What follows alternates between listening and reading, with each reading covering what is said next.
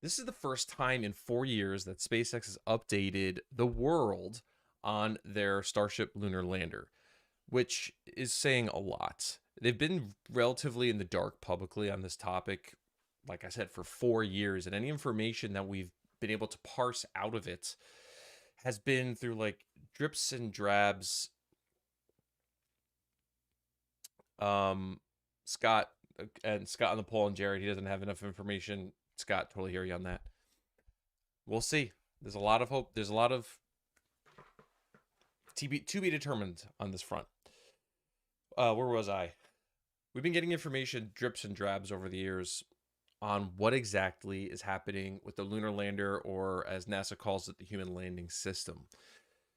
If you are somebody like me or other space nerds out there who peruse like NASA's NTRS system, which is kind of their repository for public documentation, we've come across a various number of presentations over the years that would talk about the Artemis program and the working towards the Artemis 3 landing. So we would get random pictures or random little stats about the HLS, but nothing directly from SpaceX. We would also hear from people who visited Starbase and got to walk around the mock-up that's there of the human landing system, which it was purely just like a one-to-one mock-up internally of trying to figure out like how things are going to space out. There's no actually flight hardware in there or any kind of like hard tech. It's a pretty common thing, and I mean, building anything, to build like a one-to-one scale mock-up of what you're trying to do before you actually get nitty-gritty. I do recall that the Alpaca lunar lander had a pretty cool concept with their mock-up where every single component had Velcro on the back. So engineers and astronauts could go into the mock-up and simulate a flight to a degree and be like, okay, you know what, this button shouldn't be here. We put it here. This monitor shouldn't be here. We put it over here. To unvelcro it from its section, put it around, because there was Velcro all around the mock-up, so that they could kind of go through a day in the life of an astronaut, either on the lunar surface or on ascent and descent, and figure out where are the best places to put the medical equipment or the supplies, food, how would they prep water and things of that nature, so they had it all correct. So, and Tony has a really great point here. HLS concept art has involved a lot of guesswork for us artists. We generally guess more right than wrong. Yeah, I mean, I have to give you credit. And Tony, thank you so much. I did use one of your graphics for the thumbnail today. Tony does amazing art. Go find him on Patreon. Go find him on X. His link is in the description of this video.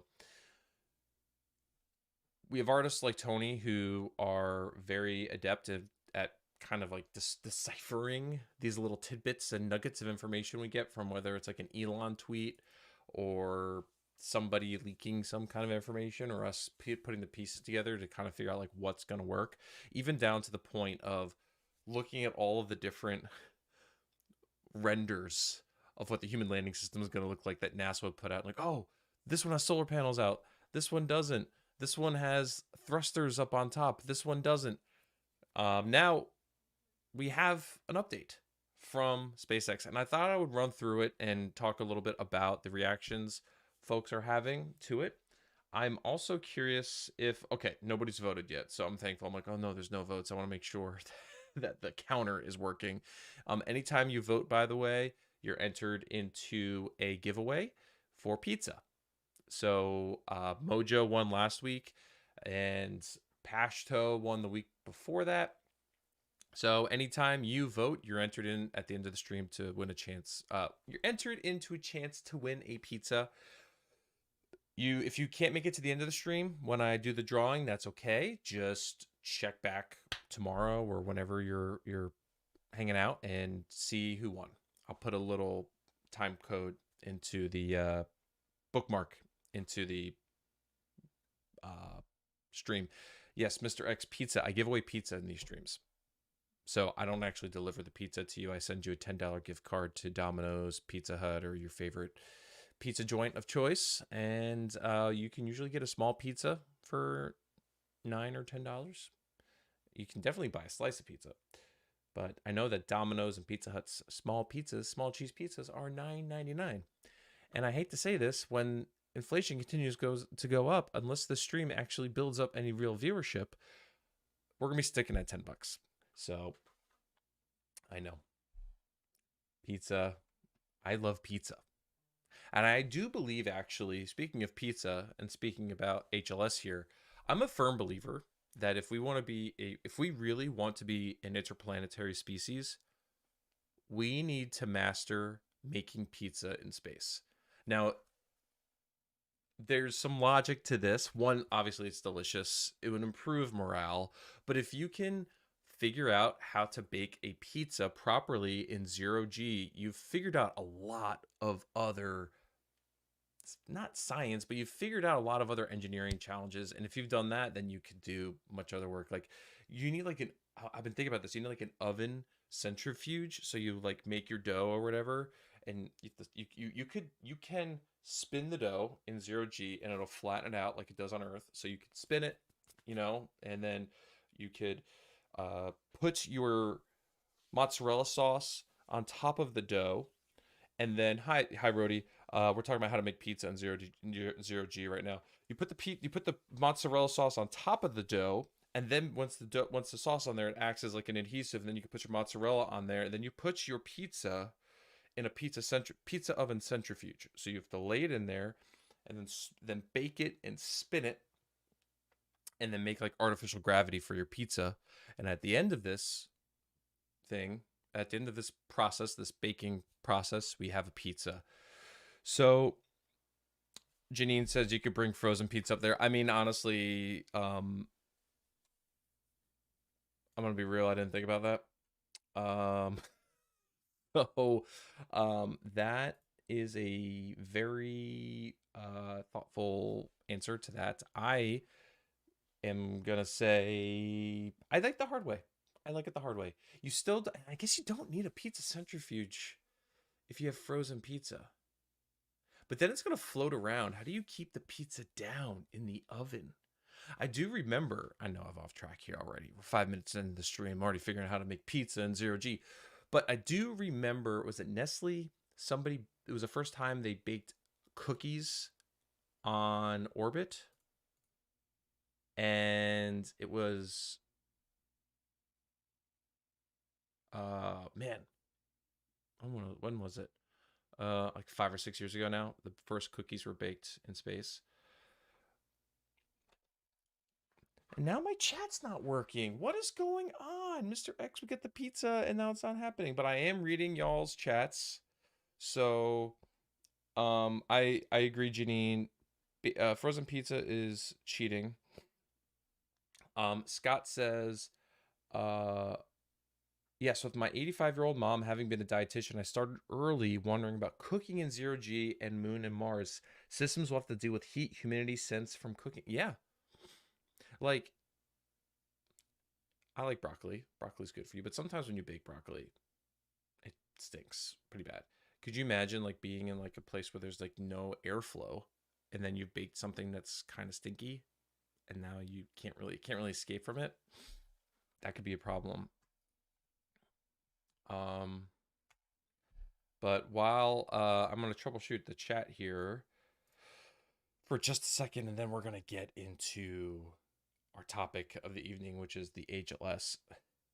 What about a diet of instant ramen in space? I mean, you could do ramen very easily in space because they've cracked hot water up there, doing that all the time, and you just add that to the ramen, and then you basically need to slurp the ramen. I mean, you just need a wider tube than what they currently use for their soft food. But I think ramen is absolutely doable. Space Habs will need sealed kitchen pods. Yeah, like it's gonna be messy. We're gonna have a lot of prepared food, but at a certain point, we can't be eating food that's always been prepared on Earth, right? I mean, we'll initially be growing fruits and vegetables in greenhouses. Mark Watney, this thing, trying to grow potatoes in regolith. Yeah, it's hungry 3 a.m. I know, I'm always hungry. and okay, growing farms, and then we'll likely have some kind of grown meat in space because we're not going to waste bringing up livestock and things of that nature. So it'll have to be grown or some other kind of protein source. I mean, you know, you made it when you have a cattle farm on the moon. Let's be real. Cows on moon equals multiplanetary species. Like, if we are doing that, if we are baking pizza in space and we have cattle on the moon, then next stop is the next star system. Let's be real, right? Right, chat? I feel like that's we're on the same page there. We started talking about HLS, and now we're talking about pizza on the moon, cattle on the moon. This is going really great. Lab grown meat is 100% necessary for me to stay in space for an extended period. Yeah, you're basically going to be that, or just having protein shakes or Soylent, which is not as fun. So I'm refreshing my chat, and it's not, no messages are coming in. Okay, well, while I have my AI friend Harold, I've named him as Harold, troubleshooting the chat, which was working great for a period, and this seems to be a time-honored tradition on my streams for the chat to break at some point. So Harold is currently troubleshooting. He's in my mission control. But while we do that, let's dig in to the human landing system, Starship, the Starship lunar lander. So SpaceX responded pretty strongly, I would say, to the current interim NASA administrator Sean Duffy's call to accelerate the lunar lander development for both SpaceX and for Blue Origin. I'm just resizing the browser window really quick here because this is not fitting. This is too small. Okay, regardless, to accelerate the the human landing system development, it's taken a long time. SpaceX is behind on their initial pitch timeline. Blue Origin is, I'm sure, behind on their pitch timeline as well, but like they're not until Artemis 5, so they've got some time. So Sean Duffy goes on all these news outlets and on social media and is like, hey, we need to get to the moon before basically the end of President Trump's term. To which obviously Elon did not respond super positively to that. You probably remember him calling him Sean Dummy, among other things. But this is kind of like, that's like the Elon response, and then what we're seeing right here is like the Gwen Shotwell response. About a week after this call to like, what's going on, SpaceX, they put out this really great post on their website and some of the photos which are highlighted up in the pip here about what they've been up to.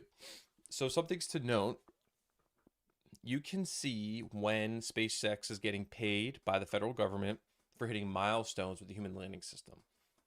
They have been getting consistently paid when they hit milestones for the last 4 years. Problem is, we don't know what some of those milestones are because they're blacked out in the contract, and how much they get paid on each of those milestones. That is also omitted. But we do know milestones exist. There's a table and you can see what they are. And the fee schedule is essentially, you hit the milestone, NASA agrees, you get paid, and then you continue down the line. So we know they've been having progress, but it's been behind closed doors. So what is this progress? Well, we're going to dig into that just now. Some good chats here before I want to get started here. Infographic Tony says chickens on Mars or moon. Yeah, I mean, we probably, honestly, cattle on the moon is aggressive.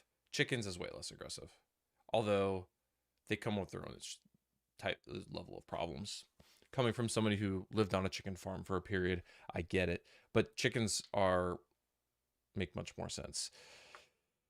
Has anyone ever arrived to the ISS with a cold and infected everyone? Mr. X, that's a good question. And to my knowledge, I do not believe so. They do a quarantine period for about 2 weeks before they fly, so that should eliminate any chance of a cold. But I say the astronauts go into the ISS, and it's kind of a best practice. Excuse me. It's kind of a best practice for any time you go to space to quarantine for a period. Even missions like Inspiration 4 had a quarantine period beforehand, because you don't want to go to be in a microgravity environment with a cold. We learned this with Apollo 6. I believe it was Apollo 6. Walter Cunningham had a head cold and was absolutely miserable. It's a very painful experience. There's a lot of pressure in the sinuses. It's very hard to think. Not great. So like a cold, epidemic on ISS, if there has been one, and it hasn't been like super public, because NASA and Roscosmos take it seriously, because it is a real health concern. A minor cold can really set back an astronaut or a crew for a while. There was a bit of a on Apollo 6, due to them not feeling good, there was a bit of a like a revolt against mission control. So it got testy, and it's one of the reasons. Was it Apollo 6? Somebody please correct me if I'm wrong. It's Apollo 6 or Apollo 7. I think it was Apollo 6. That crew didn't fly again. So, due to their behavior on orbit.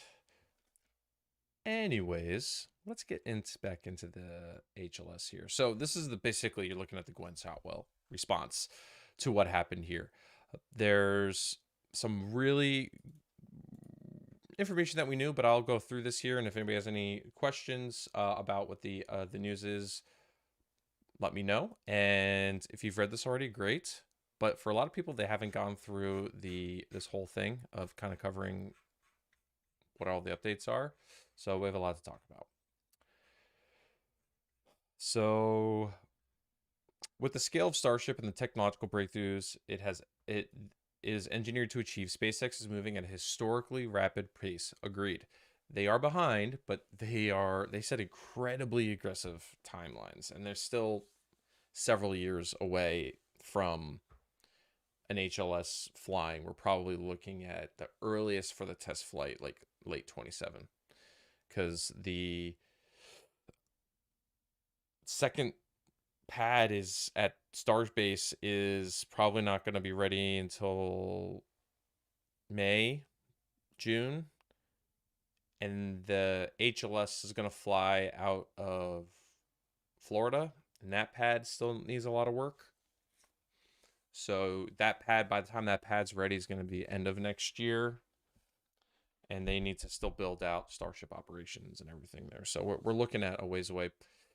Starship proves unmatched capability to explore the moon thanks to its large size and ability to refill propellant in space. One single Starship has a pressurized habitable volume of 600 cubic meters, which is roughly 2/3 the pressurized volume of the ISS.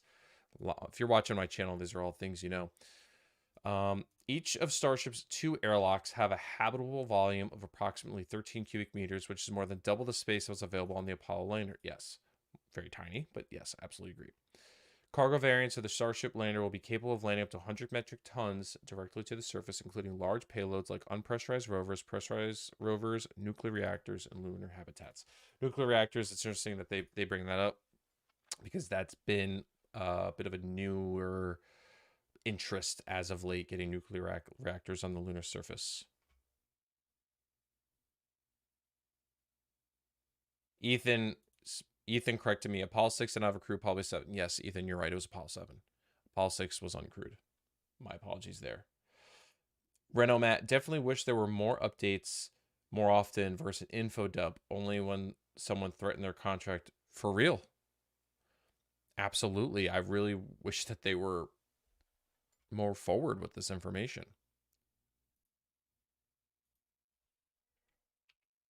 It's frustrating as somebody who tracks this, and somebody who worked for a YouTube channel who tracked this daily. there was a lot of reading between the lines going on. Rhodey says microreactors are getting really good these days. Yes, they are.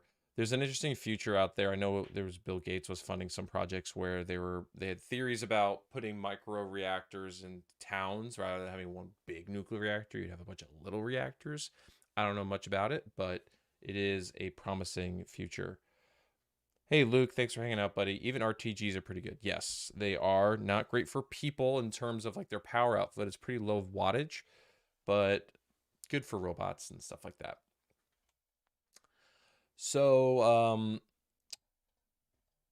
SpaceX aligned their Starship development along two paths: development of the core Starship system and supporting infrastructure, including production facilities, test facilities, and launch sites, which SpaceX is self-funding, representing over 90% of the system costs. Yes, they're handling the cost of all the ground systems.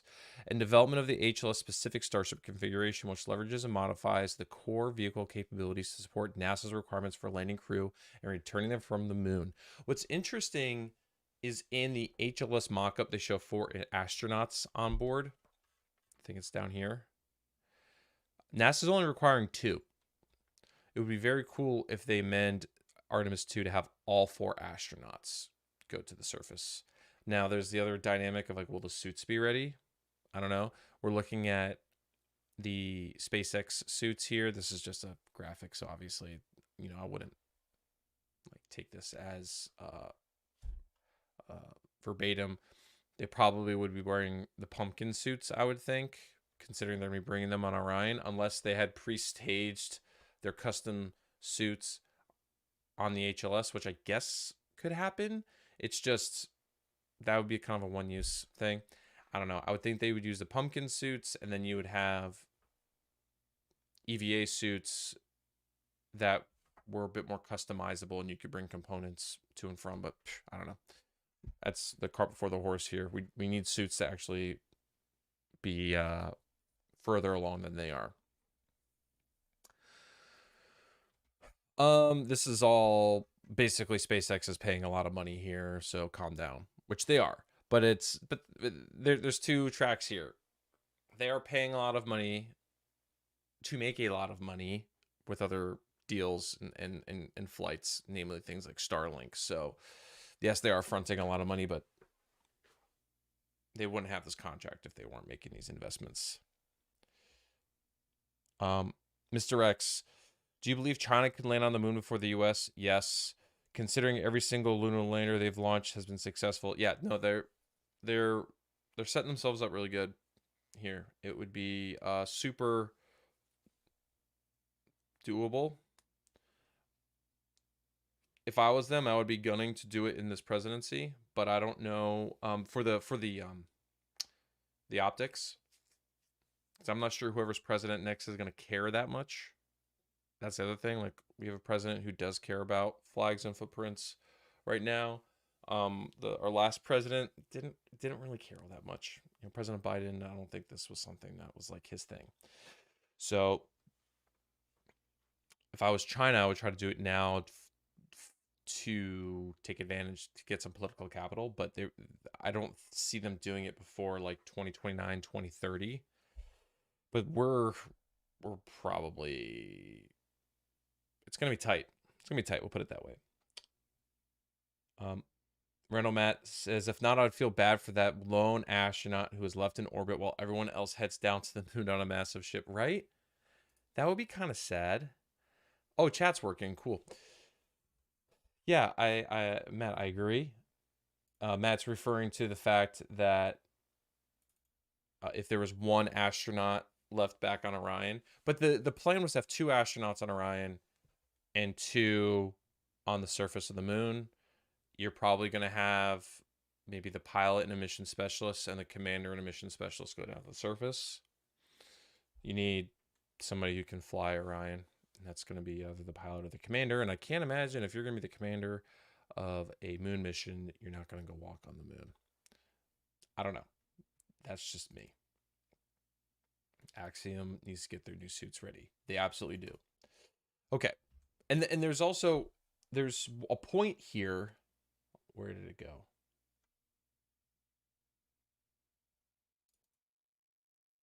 Tony, we are Tony, you make a great point here, and there's also like this one-to-one thing that's missing so much in the community. We are spoiled with the publicly visible Starship construction. I have to fix this so my head's like facing. I have to put a monitor over here so I'm like talking into this. We are spoiled with the publicly visible Starship construction. I'm sure if they could, they would prefer to door everything behind closed doors. They actually don't have to show us everything. Yes, they're not showing us everything because they want to. They're showing us everything because they have to. One, for speed. Elon is infamous for putting tent cities up and building things out in the like in the raw elements. Now, what just so happens to be different in this situation is that they're doing it next to a public highway that anybody can access, next to a public beach that anybody can access. You can go down, take a flight down to Brownsville, get in a car, and drive to Boca Chica, and they cannot stop you. So, but if you go down to McGregor, it's all gated private property. They're not letting you in there. You go to SpaceX. Bro, I've walked around Hawthorne before with a camera. I actually did an explainer. Oh, man. I went 5 years ago or something. I was outside of SpaceX with a camera. I was shooting the booster, and I was doing a video explaining how the Falcon 9 landing legs work. Security came out like 3 or 4 times to check me out and ask me, like, what are you doing? Why do you have a camera? Who are you with? You know, they saw me walk by one of the doors. So if you walk along, I can't remember what the road is, but the structure in Hawthorne is like north-south. If you walk along it's east-west. So if you walk along the street that's going, east-west side, there's these hangar doors that can open up, and if you walk by, sometimes you can look in there and you just see like something very cool happening. And I walked by there. It's along the street where the Hyperloop was. I walked by there once, and there's Dragon sitting there, and they were like moving it around. And I like took my camera, I took a photo of it, and they like walked up to me like, "You need to delete that right now." I was like, "Okay, sorry." So like, if it's their private property, they're pretty serious about it. But and I was standing on a public road, by the way, they were kind of being pushy. I was chill, and I deleted it, and it was just Dragon. Like, it was nothing. It was nothing cool, honestly. I mean, Dragon's cool, but nothing like revealing. So, anywho, and the security now at Starbase is very, very tight. I mean, for years there was not much security there, and people just go and walk under Starship, next to Starship, which is trespassing.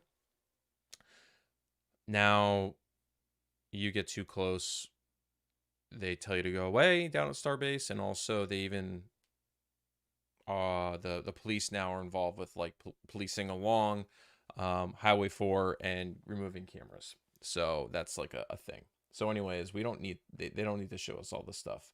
So we've had to make a lot of assumptions based off of like what's been public. How do I think Trump would react if China went to the moon during his term? Not good. That's all I'll say. It would not be good. And Rhodey brings up a good point. China's not the China we knew a few decades ago.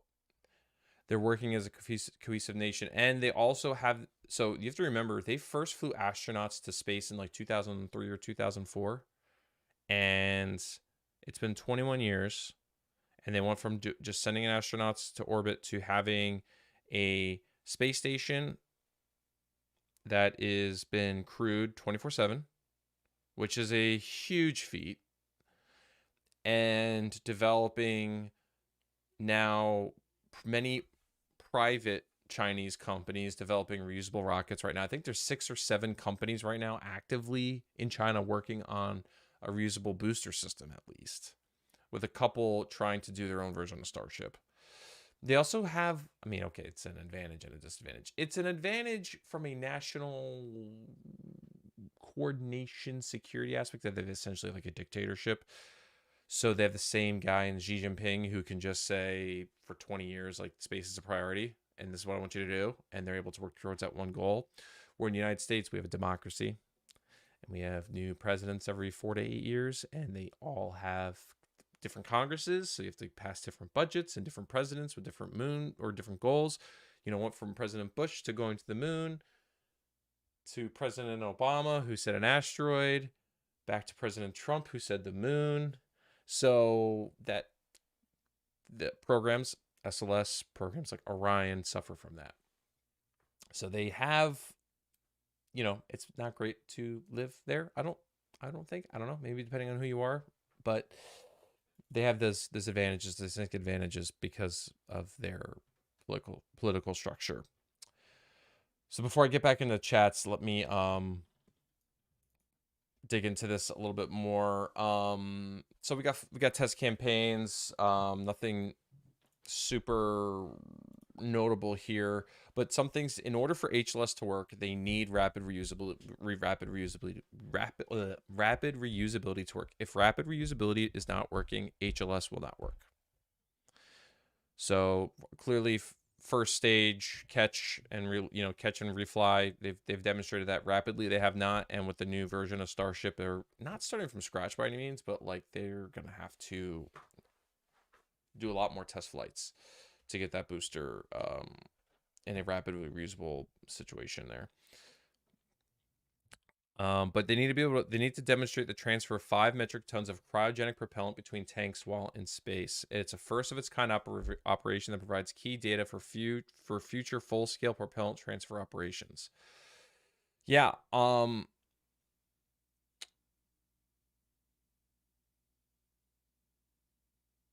I believe they did try to test this at one point, and there's been propellant transfers in space for years. Soyuz does it. The Progress vehicle transfers hypergolic propellant to the ISS. So like transferring propellant has been done, but it's hypergolics. It doesn't require it to be cryogenic. So the transfer of cryogenic propellants is going to be a challenge. And then doing it at the scale, for one HLS flight is to get HLS on the surface of the moon with the astronauts is a 12 flight minimum. Basically, you have to fly the HLS. You need to fly and maybe this doesn't count, but you need to fly the propellant farm or the tanker. Not tanker. What's the term they're using? The depot. Okay, so that's 2, and then you need to fill up the depot, and that's gonna be 10 flights, and then HLS would dock with depot, top off, go to the moon.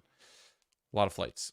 Not a big deal if rapid reusability works. It's either rapid reusability or you build a ton of disposable starships, which kind of breaks the concept. To date, SpaceX has produced more than 3 dozen starships, of at least I think 12 or 13 have blown up, and 600 Raptor rocket engines. That people don't realize that's such a big deal. With more than 226,000 seconds of runtime on Raptor 2. So, yeah,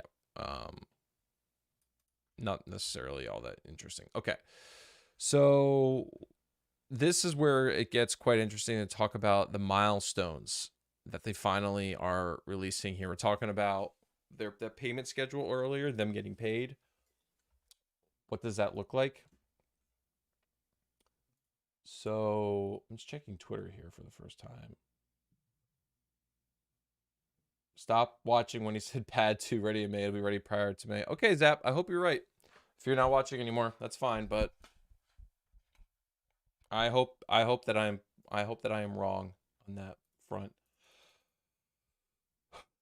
So let's go into these milestones here. Lunar environmental control and life support and thermal control systems demonstrations using full-scale cabin module inhabited by multiple people to test the capability to inject oxygen and nitrogen into the cabin environment and accurately manage air distribution and sanitation along with humidity and thermal control. The test series also measured the acoustic environment inside the cabin. Okay, that's great. 2, docking adapter qualification of docking system that will link Starship and Orion in space. An androgynous SpaceX docking system capable of serving as the active system or passive system and based on the flight-proven Dragon 2 active docking system. I love this. And it's actually it's interesting they bring that up because the docking system on ISS is passive. So it's a passive and active system, and it'll be interesting. It's going to be interesting to see if Starship and Orion will have both like active systems. It was designed for that purpose, and SpaceX actually, it's quite interesting when they were developing Dragon. the docking system that NASA wanted them to use was fundamentally like the same concept in terms of like soft capture, hard capture type of thing. Using the international docking adapter specifications, but the one that they were going to hand them was much heavier than they wanted to fly on Dragon. So SpaceX was like, we're gonna like figure out a simpler version that doesn't have as many moving parts, and they did. The one that's flying on Dragon now is a simpler international docking adapter that has less mass. So they're running with their own IDA.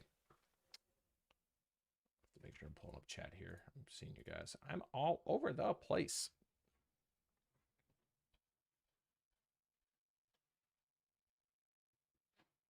Oh boy, somebody's spamming the chat. I think that they got removed though. Okay. Okay. Landing leg drop test of a full-scale article at flight energies onto simulated lunar regolith to verify system performance and to study foot to regolith interaction. Where is the video? Where is the video? Oh, that would be so cool. Come on. Raptor lunar landing throttle test demonstrating representative thrust profile that allows Starship to land on the lunar surface. Cool. I mean, they're doing that at McGregor. Micrometeoroid and orbital debris testing of shielding, insulation, and window panels, analyzing different material stack-ups that will be used to protect Starship from impact hazards and harsh thermal conditions. Very cool. Landing software, sensors, and radar demonstrations testing navigation and sensing hardware and software that will be used by Starship to locate and safely descend to a precise landing site on the moon. You know, it's interesting that they bring that up because there's a picture that was released on the NTRS. They put it in here. Now, granted, it was much lower resolution, but like this picture of is that Raj Shari or that I forget the name of it. It's a NASA astronaut in the chair, but this mock-up has existed for like 2 years. This is the highest. It's funny. They distinctly shares the high resolution images here, these particular ones, because these pictures have been out for like 2 years, but they were like 300 by 200 pixels. Like they were super small, and we're like trying to scale them up with AI. So it's these pictures that we're getting, not this one, this one, and this one, not this one, this one, and this one. They're not new pictures. We saw these pictures years ago, but they were super low resolution. And there's actually one cool picture of the environmental testing. Let's see if maybe we can dig it up on the stream here. So, anyways, but you can see in this image some pretty neat details. You know, the vehicle appears to be on its descent. You've got 2 Raptor engines burning here on the descent. If my pip is blocking it. 2 Raptor engines here on descent. It's in a vertical orientation here.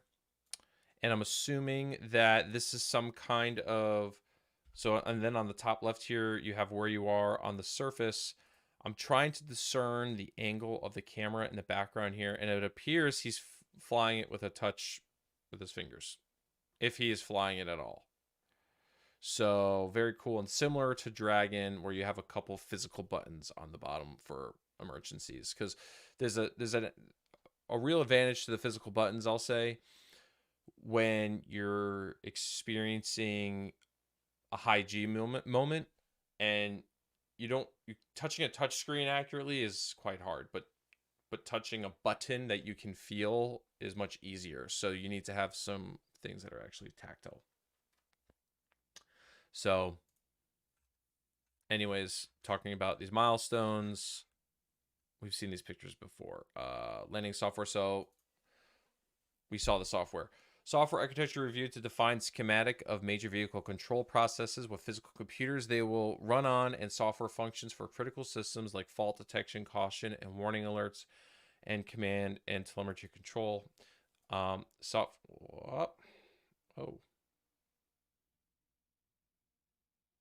yeah. Raptor cold start demonstrations using both sea level and vacuum optimized Raptor. I'm getting people messaging me.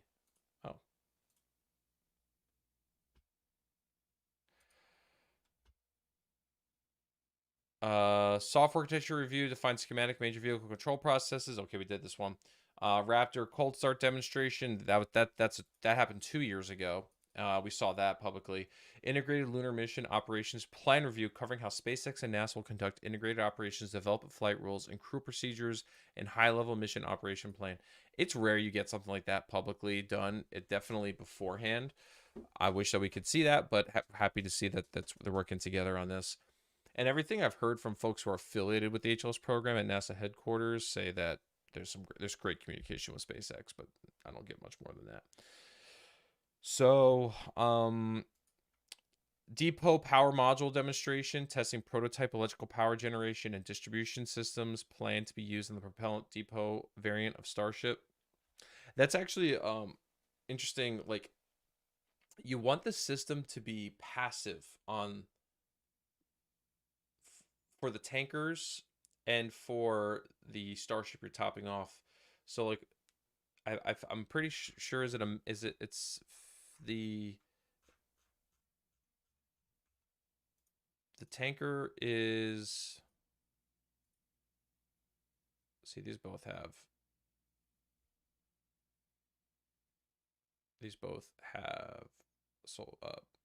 heat shield, so it's kind of hard to tell, but I would think that the vehicle receiving is going to be the female, and the tanker is going to be the male side, I would assume, in this little rendezvous scenario.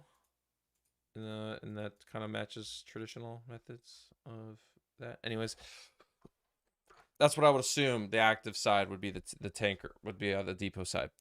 Ground segment and radio frequency communications demonstration testing the capability to send and receive RF communication between a flight equivalent ground station and flight equivalent vehicle RF system. They've had to do that for the Starship flight. Elevator and airlock demonstration. I didn't realize that this was linkable. Yeah. So here's some of the pictures that we saw already. Shot at airlock. There's that picture. So these are pictures that are quite old. This was released. This blog post was released in June of 24. So this is a year and a half old. And these tests happened earlier that year, if not in 23. Before we dig back in, I've got some folks hopping on stream here. I want to make sure I say hi. Am I hyped about eggnog season getting going? Yes, there will be nog on stream. I am a massive nog guy. And also, I love getting different eggnogs and tasting them, like blind taste testing them, because they all have very distinct flavors and texture. So I'm looking forward to that. Thank you for keeping us on topic, Luke. The Raptor graphic also has 24 landing thruster icons if you look closely.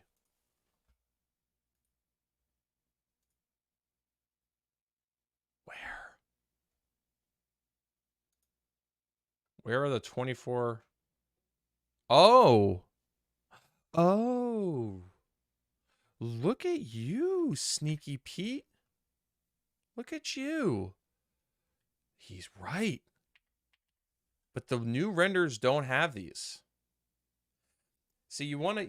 The theory is that once you get down to the surface, you don't want to use the Raptor engines anymore because they're going to blow regolith everywhere. Everywhere. And that's going to be a bit of a problem for the flight computers. One, you're going to blind them, and they're likely using LiDAR, but if they're following some of the Muskian mantra here, probably visual AI actually using cameras to land this. But yeah, look at that. 1, 2, 3, 4, 5, 10. So that's 10. Then we got 4 and 4, 10, 18, and then another 8, which is 26 engines. Am I doing that right? Oh, Janine, they're scrubbing the flight tonight. It's a bummer. I had it as an item on here. Well, we'll delete that. Sad. Tony, let me know if I'm counting this wrong. But I think I see 26 engines here. Good catch. Good catch, brother. Totally missed that. So elevator and airlock demonstration, which was conducted in concert with Axiom to utilize flight representative pressurized EVA suits to practice full operation of the crew elevator, which will be used to transfer crew and cargo between Starship and lunar surface. And you may also recognize one of those astronauts is Peggy Whitson on the right there. And this is Doug Wheelock, who is at NASA. He's the astronaut who's the point man for the spacesuits. So he's basically, the way that kind of the astronaut office works is for some major projects that involve the astronauts, they'll assign an astronaut to help project manage, but also oversee and give feedback from an astronaut's point of view on the technology. This goes back, I mean, it was really pretty much started in like Gemini days. Yeah, so Wheels is the POC on that. So that's why you saw him in those pictures. And I'm pretty sure he's been doing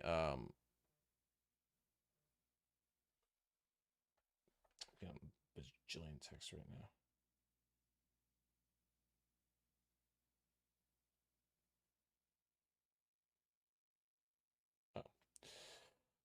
People in my neighborhood are seeing FBI agents. That's always fun. Okay. Moving on. They're not coming here. Let's hope.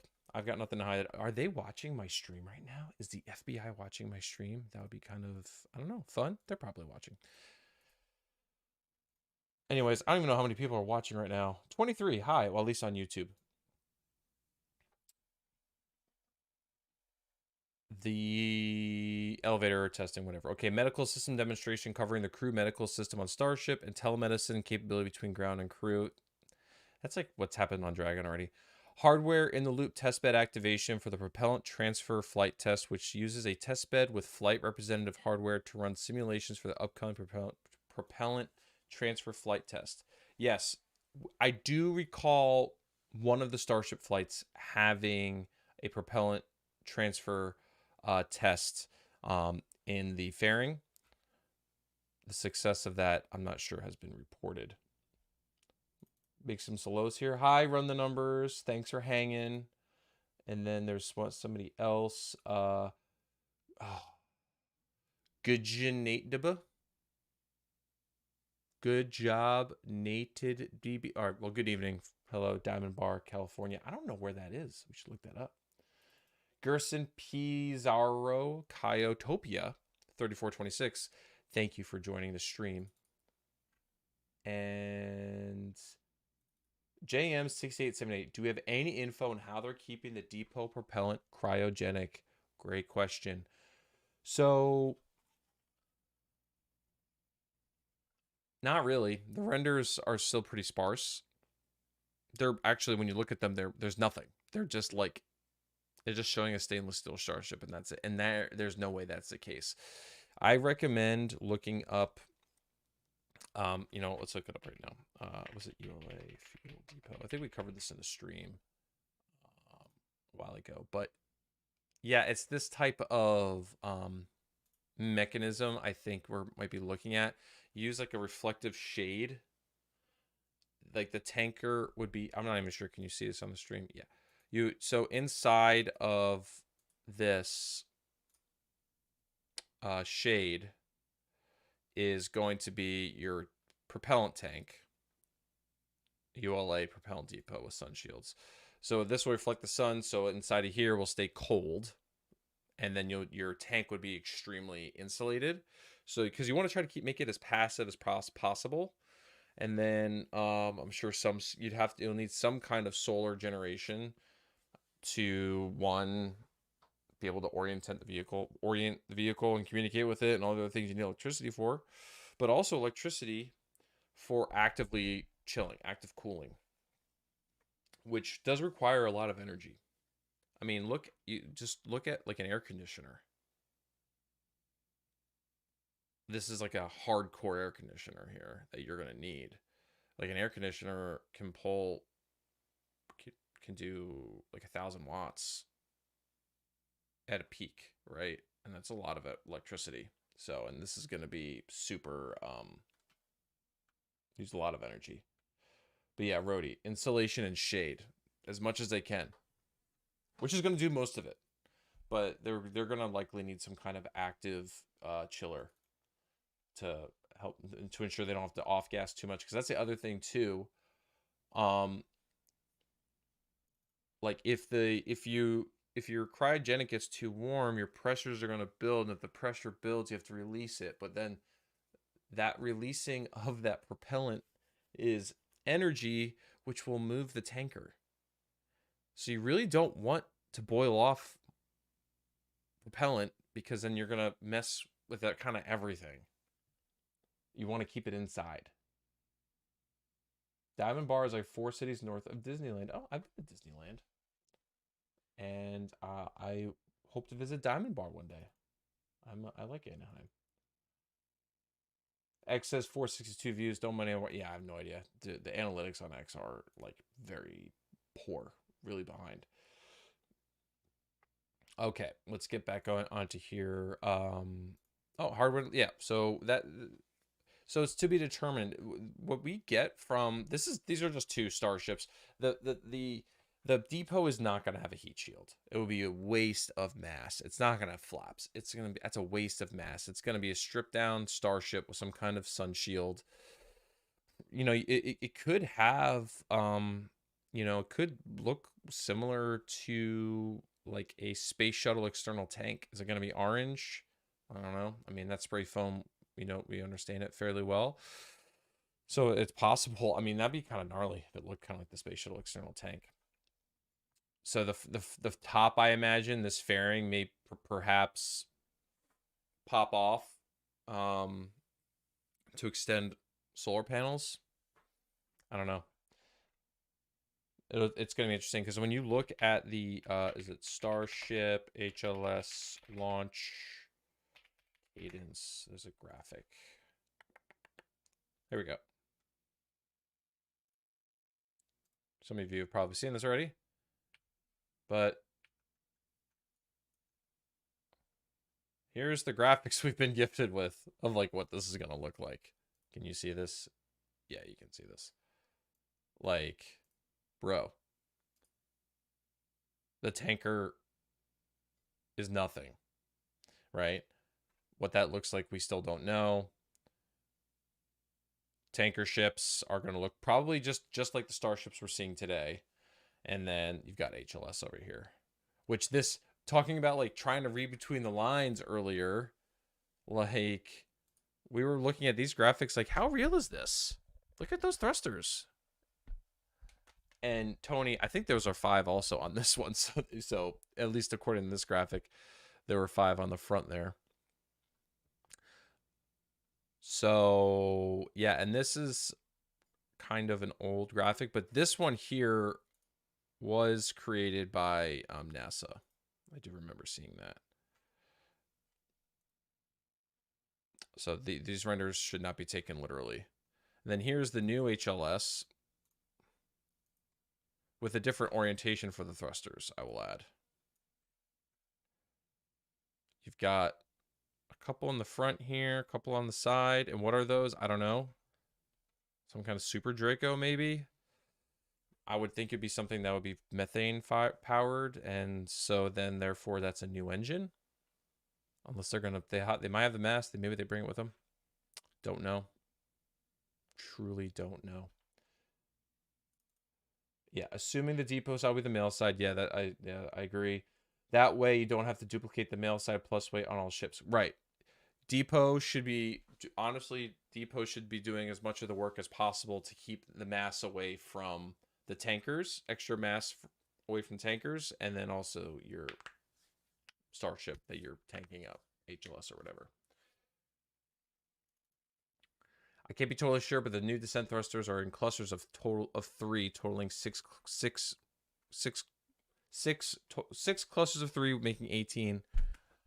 And, you know, getting into the space nerdiness aspect of this, yeah, I have to bring it into Photoshop and bring up the shadows, but I think you're right. Also, what's interesting on this render is the lack of so if you go to this starship, man, we're really digging in here. You go over to this starship and it has all these doors. And what are these doors? Also, look at all the windows. It's like a skyscraper.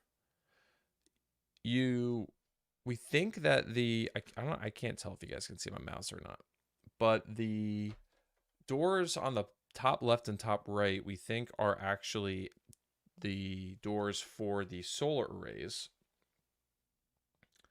And I think you can see my mouse. And then this would be the big one in the middle would be the payload bay. But they're not showing the solar arrays, I think, because it doesn't look pretty. I think that's an artistic decision to not show the solar arrays. Not that they're not going to be there. Or else these starships don't have any electricity generation, and that is not a good idea.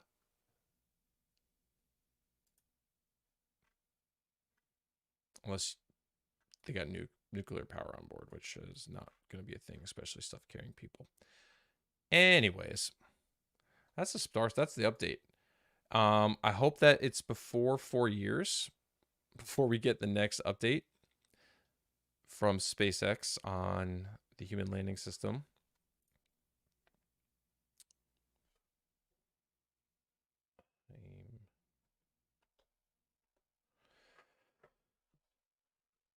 Oh, watching on X, but subscribe to here too. Thank you so much, John thank you so much.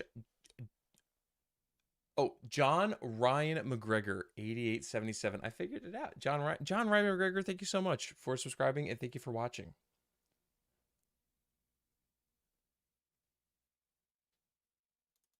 I'm back on. Yes, I am back on. I missed last week. It was my wife's birthday. +1s in the chat for birthdays. I love birthdays almost as much as I love eggnog. You know, noggin season is coming up. I'm going to be, you know,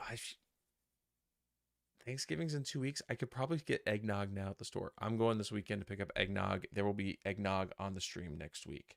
I'm also realizing that I stream on Thursdays and Thanksgiving falls on a Thursday. So we're going to have to sort that out when the time comes.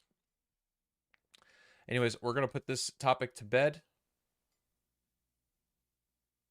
You have to press, right on that. You know, I should probably add a filter for that. You type in just the number 1 to upvote, not +1. I should probably fix that. Is it possible for SpaceX use Raptor, but with multiple nozzles for the landing? No. No. It's a whole other... That's a whole other engine. Look up the RD-181 or RD-191? RD-181? That is a single combustion chamber, multiple nozzle engine, but like it has to be designed for that. Pro noggers. Noggin. All about that eggnog. Yeah, we're gonna maybe rather than me giving away pizza, we give away eggnog. Need to figure that out. All right, we're locking up Starship. Thanks for playing on Starship.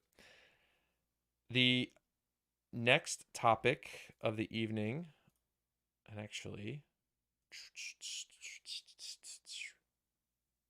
oh, this just happened. Pulling it up. This just happened. Well, let's say it happened 2 hours ago. But Jared Isaacman's nomination has officially been sent to the Senate.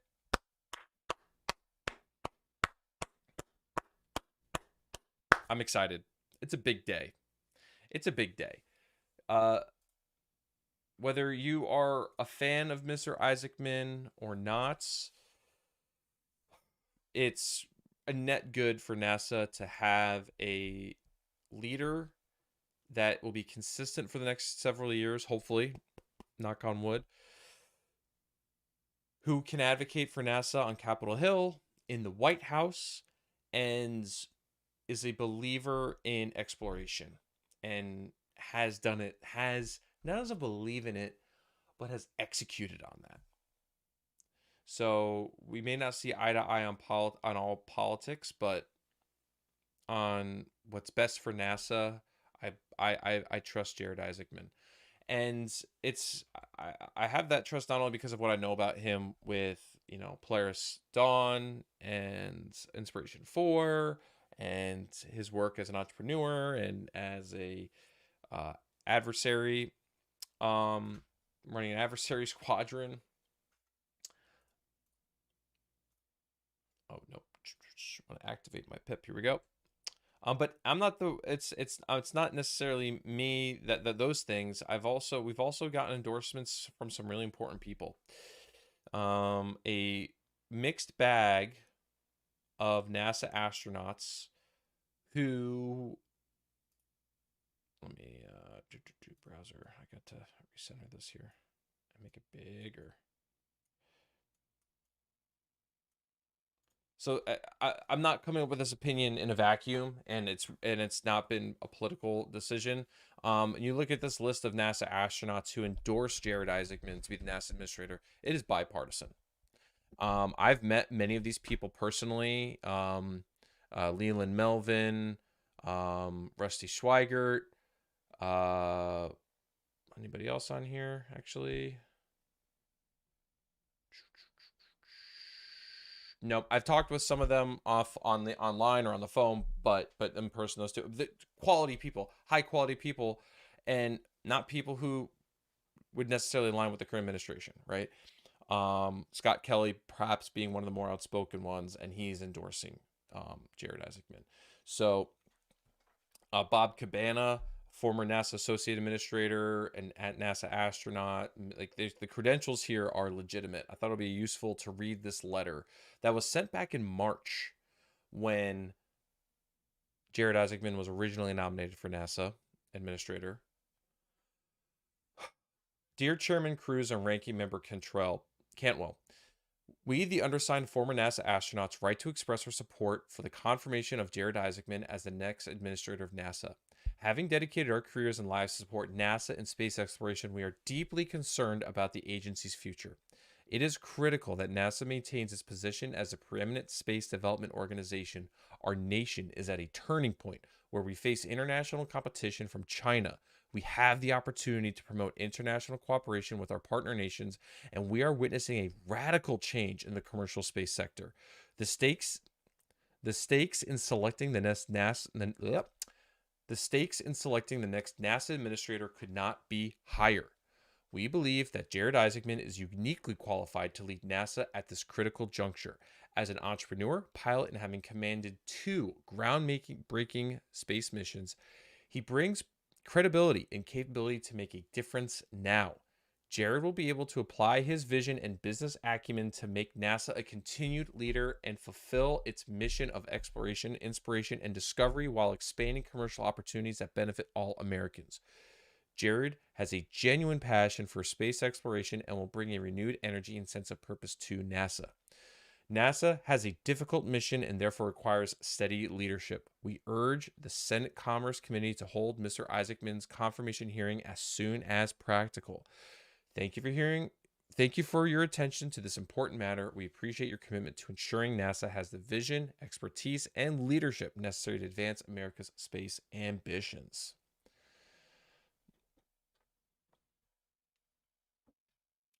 Jared will be as good or better than Bridenstine was, and Jim was loved by most space fans. Yeah, and I gotta say, people were not convinced if Jim was going to be a good play at the beginning.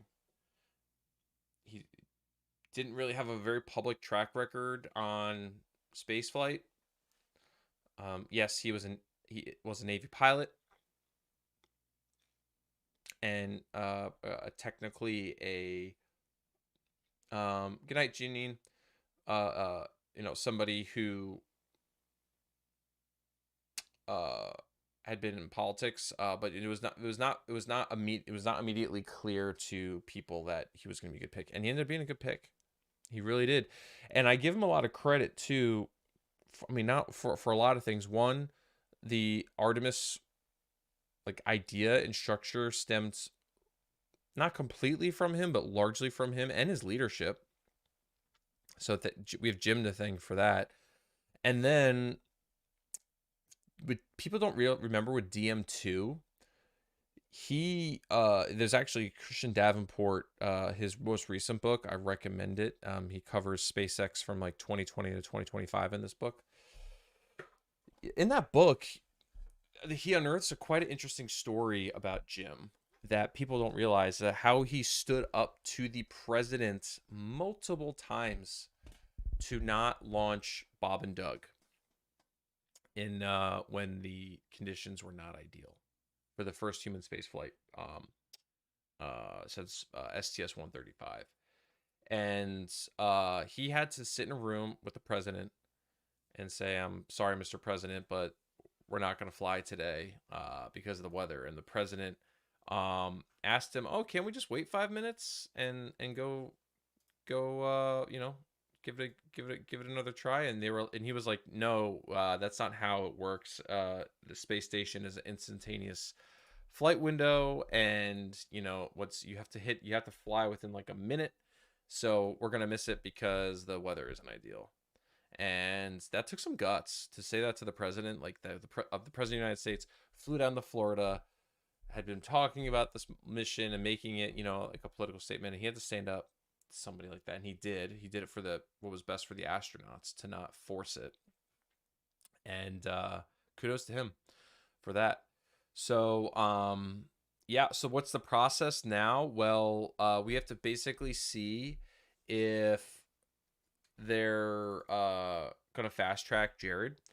The Senate has already, was it the House? He already has hearing, so they have to vote on him.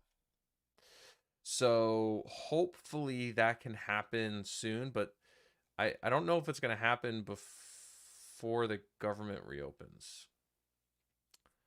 So Jared may also be falling victim to the government shutdown.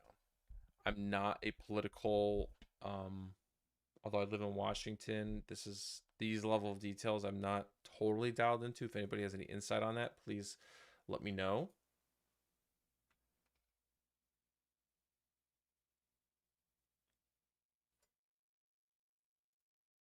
But that's where we're at. He needs to be voted in, and then the president needs to obviously like make him the administrator once it's passed. But so it could be a few months, but even just having him there here spiritually is an important aspect. So yeah, that's Jared, man. Very excited about Jared. I'm looking forward to seeing him around town. I know he's a jogger, so I might bump into him. But also just having his leadership on the Hill and his vision. Sean Duffy gets a lot of flack, but one, give him credit for taking advantage of a pretty great opportunity, and also trying to step in and help NASA.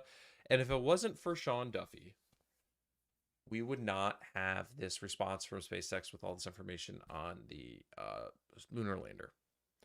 So I don't think that if he did not put that statement out and asked for accelerated proposals from Blue Origin and SpaceX, that they wouldn't have made this public. So thank you, Sean Duffy, for handling that for all of us. Let's see if there's anything else on the Sean Duffy front. Dude. So they bringing this up. Run the numbers. American rockets. This was like the classic Jim Bridenstine thing.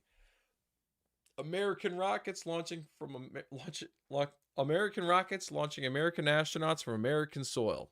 He said that all the time. And it's true. It brought back a ton of pride So I'm thankful. I'm thankful for Jim and his work with NASA. Now it's actually keep talking about Jim. He's been in the news again for new reasons in the last I want to say 2 weeks. Him, Charlie Bolden, who I've also had the pleasure to meet and interview once. He was great. Being quite critical of the current trajectory of Artemis and the lunar lander,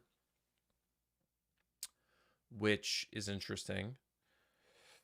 But the solutions here are not. There's not many. SpaceX is clearly the furthest along.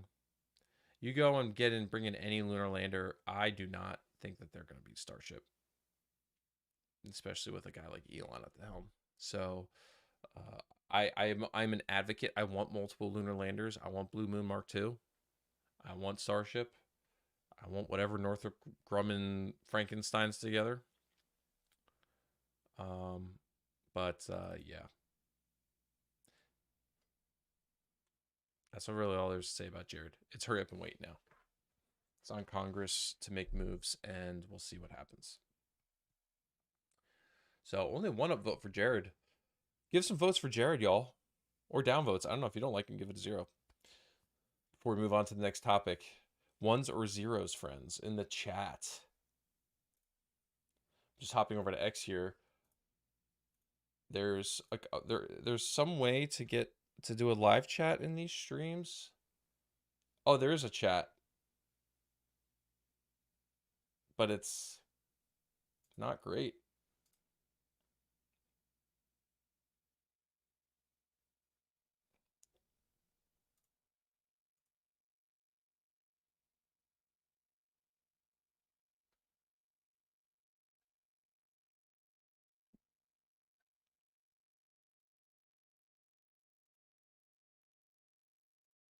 Okay, weird. Yeah, there's a weird crop I'm looking at right now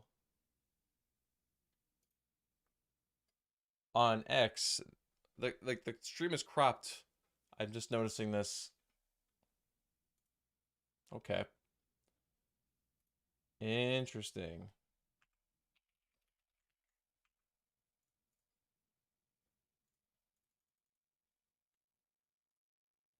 Checking out Twitch here too. Wow, 2 people viewing. Interesting. Weird. I have no idea what I'm doing on Twitch. If anybody has any experience on Twitch, let me know. Okay. Well, we're gonna lock up Jared. And man, I'm bummed there was no launch tonight. ULA scrubbing again. Makes you think, like, what are their margins for what constitutes a scrub? When you look how often Falcon 9 flies, yeah, it scrubs. Starship scrubs. But like on a ratio per flight basis, I feel like ULA scrubs more often. And they don't fly nearly as much. And maybe that's why. I don't know. You're better off being on the ground, as the saying goes. You're better off being on the ground and wanting to be in space rather than being in space and wanting to be on the ground. So, whatever. We'll take it. All right, we're going to end this stream on a bit of a high note. Or high note? Weird note? It's definitely weird. There's in development a where is it here? A rom-com in space. Let's see. Where is it? I had the link up here. Stand by. There we go. All right. I'm just sharing this story because it's fun and weird. So Deadline put out a report yesterday about this. Deadline covers like Hollywood and entertainment. Astronaut Scott Kelly joins Andre Ivervolo's, don't know how to say your name, I'm sorry, effort to film romantic drama I See You in space. Well, you're not going to be shooting a drama in space on New Shepard. So if it's actually going to be in space, it's going to be on Dragon, right? That's got to have some crazy budget to fly on Dragon. Former NASA astronaut Scott Kelly has joined forces with Italian producer of I'm going to try. Andrea Iervolino and his Space 11 core banner for the upcoming romantic space drama, quote unquote, ICU, which is aiming to be the first Western movie to send a filmmaker into orbit to capture a scene. So in orbit. So he will fly on Dragon, is what it sounds like. Who will film him? Scott Kelly? That would be very cool. Kelly, a veteran of 4 space flights who commanded the International Space Station, is serving as an advisor on the script, which is written by Diane Frolov and Andrew Schneider. Plot and cast details haven't been revealed, but Ivor Villino is aiming to blast off in 2026. Huh? We're told that discussions are in advanced stages to secure a rocket which will carry the plucky director into space. The filmmaker has yet to be revealed. Ivolino also says he plans to integrate up to 85% of real space stock footage in the movie. Okay, cool. As for the film's astronaut advisor on the script, Kelly, the first American astronaut to spend an entire year on board the International Space Station, will lend his first-hand expertise to ensure authenticity in the portrayal of human endurance, isolation, and emotional connection in the vastness of space. In 2023, Russian film The Challenge filmed sections in space, becoming the first to do so. Doug Liman and Tom Cruise have also been planning a project shot in space. Yeah, that Tom Cruise movie in space has been around for like 5 or 6 years, but we'll see if that goes anywhere. As we previously revealed, Space 11 already has buy-in from Burt Ehrlich, former NASA film and television liaison who serves as the EVP of Production and Development and Communications at the label. Burt is great. I didn't realize he left NASA. He helped me secure many NASA astronauts over the years. Having Scott Kelly on board is an extraordinary honor, said Andrea Iverlino. His experience brings emotional truth and scientific realism to our vision, reminding us that love and humanity transcend every boundary, even in the silence of space. Italian producer Ivervino's banner Space 11 Core focuses on stories with a space element. The producer has worked on movies including Ferrari, To the Bone, Maserati, The Brothers, an Al Pacino movie, Captivated, about kidnapping of John Paul Getty III. Really cool stuff. Maybe we should try to get him on here to talk about this stuff. I hope that it works out. You're basically gonna be flying on Soyuz and Dragon. So we'll see what they're gonna fly on. Doubt it's gonna be the Chinese one. I know that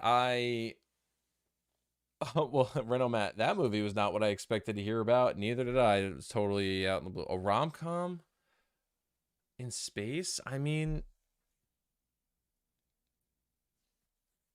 listen, this stream started out with us talking about making pizza in space. So why not rom-coms? Why not? If it gets my wife to want to learn more about space, then I'm down with it. So you could bet that I will be talking to her about this movie, whatever it is. I did have an idea though, since we're at the tail end of the stream. Jared Isaacman, I should have done this in the previous segment, but I didn't. No votes on the rom-com. He did a lot of really great interviews with interesting, eye-opening interviews with different podcasters over the last month or two about his vision for NASA. And I did want to play some of these segments, kind of get your 2 cents on them. Because he said some interesting things. So let me pull that up for you all.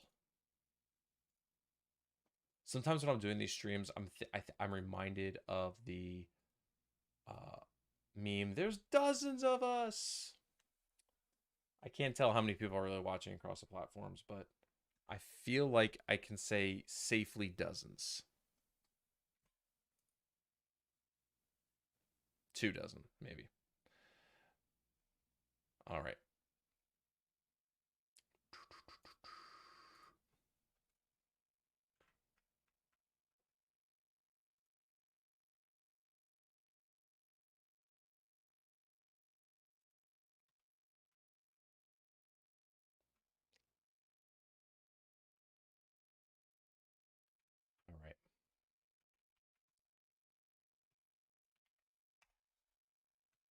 So let's get into that.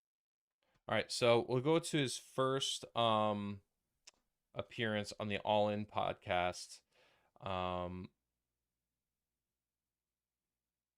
Space Agency.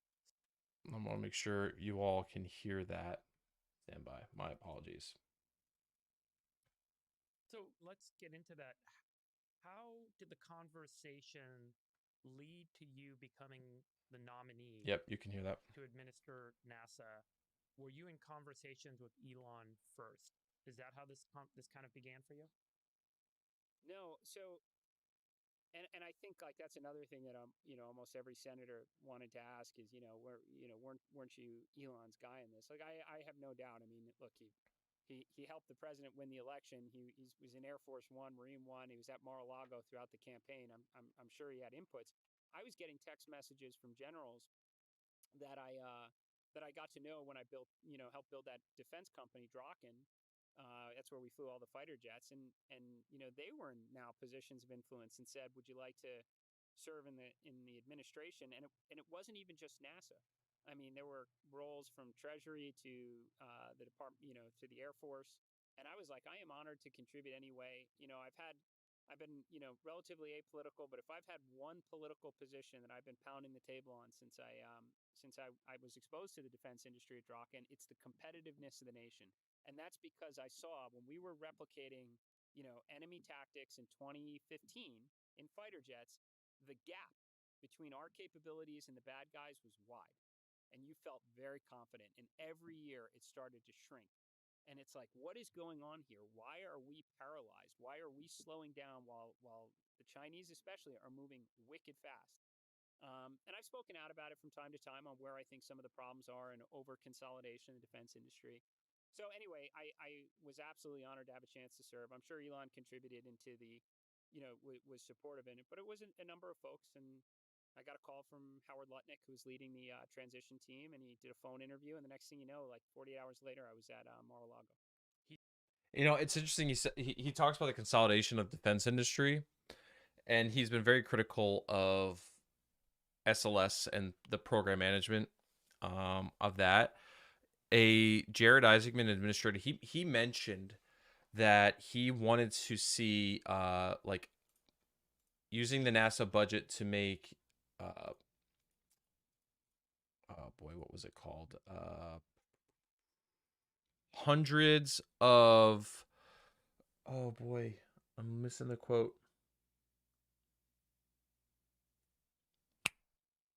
Manhattan projects. He's like, I want to use the NASA budget. Turn it up, please, significantly. Okay, my apologies. It's very quiet. Okay, gotcha, guys. My bad. It will be up higher when we continue playing. He wants to use the NASA budget to do hundreds of Manhattan projects. And that is not something you're going to do with big defense. So I see Jared heavily investing in small businesses, small startups, trying to do really innovative tech and pushing the boundaries. Will it work? I don't know, but making a lot of small bets because we need serious innovation, like big time, and on all sectors. But the defense has been consolidated to a point where, I know people who fly C-17s and fighter jets, and they have problems getting in simulators because Boeing is struggling to maintain the sims, and then they can't get state qualified, right? Like these things happen. So these are not small business. These are not small companies that are dropping the ball. Massive multi-billion-dollar companies. So He said, hop on a plane, come out here. Having a lot of friends of mine who are serving in this administration, your story sounds familiar. That folks that are close to folks got calls saying folks that have experience and acumen in operating a business, in understanding how to manage at scale, and really have a similar sort of belief system, I would say, to the folks that were stepping in to run this administration. So I do think what you're saying sounds like what I've heard. It makes a lot of sense to me. And eligible. I was impressed. He knew a lot about the space program, which makes sense. He helped with commercial crew return operational capability to the U.S. with Dragon. a big push on the Artemis program, created the Space Force. He knew a lot. He knew a lot about China. We talked a lot about their Air Force, actually, which I thought was interesting, some of my defense experience. And it was incredible. I mean, it was an hour plus long, and I came away with it feeling, really good about the opportunity. Who coached you on your one pager, and what did it say? Nobody coached me on it. It was just, I generally, I've had an opportunity to obviously interact with NASA over the last, my commercial space career now goes on, it'll be 5 years in a couple months from when it began. And, during Polaris Dawn, when we were doing suit development, spent a lot of time at NASA using their chambers and facilities, had a lot of, kind of firsthand experience, certainly Kennedy Space Center. So I had a good starting place. And I think it really just centered on, look, in this kind of environment, budgets aren't getting bigger. We do have to do more with less. The agency is doing a lot of littles, a lot of things that other agencies, departments, companies are capable of doing. That's not why the taxpayers fund NASA. Like, NASA's funded to do the near impossible that no one else can do. Not things that, companies should be doing for their own competitiveness. NASA helps fund like engine efficiency programs for, commercial jet engine providers. It's like, don't they need to do that themselves or else they lose to their competitors? Like, why are we funding this? So basically, like, an idea to kind of go in, stop a lot of the littles that are not needle movers, that are not why the agency exists, and concentrate on the needle movers. So, that's leading in the high ground of space. Let's complete our lunar obligations, because that's a whole other story with China. At the same time, parallel the capabilities to get to Mars, help commercial industry develop the rapid reusable heavy lift capability that allows us to go anywhere, pivot from competing with industry to doing what no company would ever do, which is build nuclear spaceships. There's a lot of advantages to it. Nuclear electric propulsion for sure. We don't have to worry as much about refilling. It's hyper efficient transport of mass. It opens up, beyond. Makes me so happy to hear this too, because nuclear propellant, like nuclear engines, nuclear power for space flight just keeps getting canceled because it's expensive. ULA was under contract to develop a nuclear engine, and that was canceled within the last year. And it gives me so much optimism about the future of NASA to have somebody, the leader, who is technical as all get out. Like, maybe the last person that was close to this technical was Charlie Bolden, considering he was a shuttle astronaut, but he was very close to traditional industry and didn't really want to push the envelope in ways that Jared's going to want to. But then you had Jim Bridenstine, who is a political animal but not hyper technical, and you have Bill Nelson, who's another political animal, not technical. He flew on the space shuttle, but as part of, like, as a politician, kind of was able to pick himself to go fly on that. Jared Isaacman is the first NASA administrator in a long time who's like hyper technical, and he knows his stuff. He's arguably not even at the peak of his game yet. So he knows the history, he knows the science, he knows what it takes to run a large organization. Bringing him on is going to be a really exciting time for NASA. Mars, and frankly, like, look, it takes the pressure off in situ resource manufacturing. And if you are going to do in situ resource manufacturing, you're going to need nuclear power. And the farther we get away from the sun, the less reliant we are on solar. A lot of reasons why that should not be a small program in the lab right now doing light bulbs, which should be $1 billion initiative. Figuring out the space economy and increasing the rate of world-changing discovery. Those have been my priorities. It's what I briefed the president. It's what I went through the Senate and the hearing on. It's what we would have tried to concentrate on if I got the job. There's a lot in there we should unpack. I want to just get your perspective on the arc of NASA. NASA is a storied institution, inspirational to many. You and me the same. I still wear a NASA hat with pride often. But, the agency, from an outsider's perspective, feels like it's become a laggard. It feels like it's kind of lost a little bit of its luster. And but that's not unique to them. It's going to be government wide. Whatever I tell you that I think is wrong with NASA, I would guarantee it, is it's systemic across every government agency and department. The bureaucracy is super real. No one's going to be surprised about that. You have dozens of layers of leadership. Everybody's got a deputy. I mean, things that I know, like, we know in business that certainly Elon knows and instills in his companies across commercial space, like ownership. Like, you push ownership down to the lowest levels. You empower the smart people to make good decisions. You give them the tools to make those good decisions. You hold them accountable when you get them wrong. That does not exist inside NASA or the government. There is so many layers of management. Everybody's got. It exists all over the government. Outside of the military, that mindset is a big military mindset. Ownership down at the platoon, squad level, at the sergeant level. A deputy, it's crazy. I would have deleted all that. Like, not that people don't need to go, but they need to, the amount of deputies, assistants, associate assistant to the deputy, the amount of committees, the meetings with 200 people on them, the review boards, like all that needs to go. You need so many more doers, and there's a lot of them there. They're really smart, but you got to push down, ownership to the absolute lowest level. So you got this crushing bureaucracy that impedes progress. And then, and here's where Congress plays a role. Every state's got some equity that they care about and they protect like hell, and it impedes the big progress. I tell you, I love talking to all the senators, and the Senate was so fair to me, and I know I would have had a lot of great votes. But you talk to some senators and they're like, we have a local rocket club that supports these schools and NASA contributes it to every year. And I want to make sure that continues. It's like, well, why can't you do a car wash for the rocket club? Like, this isn't huge dollars. Why can't the community raise those funds? And then you might say, well, what's wrong with a couple of rocket clubs, to inspire the kids all across the country? Well, one turns to 10, turns to thousands, and it becomes a distraction. Those are parts to delete. Those are resources that are draining away from what every senator should care about, which is how do we get to the moon, get to Mars, and shock the world with world-changing headlines. That's what people are waiting for from NASA, He makes a good point. Like, I don't think anybody, as much as I love Rocket Club, and I love doing anything that gets children interested in space flight, but I don't know if anybody who's watching this stream, myself included, got interested in space because of a Rocket Club. We got into this business because of the bigger picture, by seeing people in space, by seeing, I didn't see the moon landings, but seeing all these firsts in exploration. And he's a good point. But I know he's using this as an example, because, all told, to fund the rocket clubs that he's referring to, I can't imagine using even a fraction of a % of NASA's budget. But it adds up. If you have hundreds of programs like that, if say that eats up 1 or 2% of NASA's budget, well, that's 1 or 2% that can be invested in developing innovative technology. 100%. I mean, facilities where we needed them. Oak Ridge and Lawrence Livermore, and you put the facilities where you need them and the talent where you need them to execute on the mission, and everything builds up logically to it, and you deliver a win. And we did the same thing with the space program, in the 1960s. Well, now all of those national labs and really honestly a lot of the facilities within NASA are doing lots of little things for existence. And some of them are relevant to the mission and some are not. And when you try and do something, glorious now, you have to try and repurpose those resources that are super entrenched and they don't want to necessarily move. And then of course you have Congress that's protecting the programs. China is literally doing what we did, in the 40s and 60s, and saying we're gonna go after fusion, or we're gonna work on next generation 5th gen nuclear reactors. We're gonna build 6th gen fighter jets, and they put the facilities where they belong with the right people and resources. There's no baggage, and they have this incredible second mover advantage, and they're able to get things done at lightning speeds because they don't have all that drag. And we have a lot of drag. And again, it's not just NASA; it's government wide. And do you think there's a way to fix it without Congress, or is the only way to fix it without Congress? meaning there needs to be no Congress. It was to President Trump in this free taxpayer contributing to, and actually concentrate those dollars, real dollars, on the things that the taxpayers should be fighting for. And when you do that, you know what? Like 20 billion or 25 billion is actually a lot of money. And and I know like it's a super tough budget environment right now, and people, and I'm not surprised that there is frustration from people that were really passionate, and are still passionate when this much time goes by and we're not able to get those things done that we thought we'd be able to.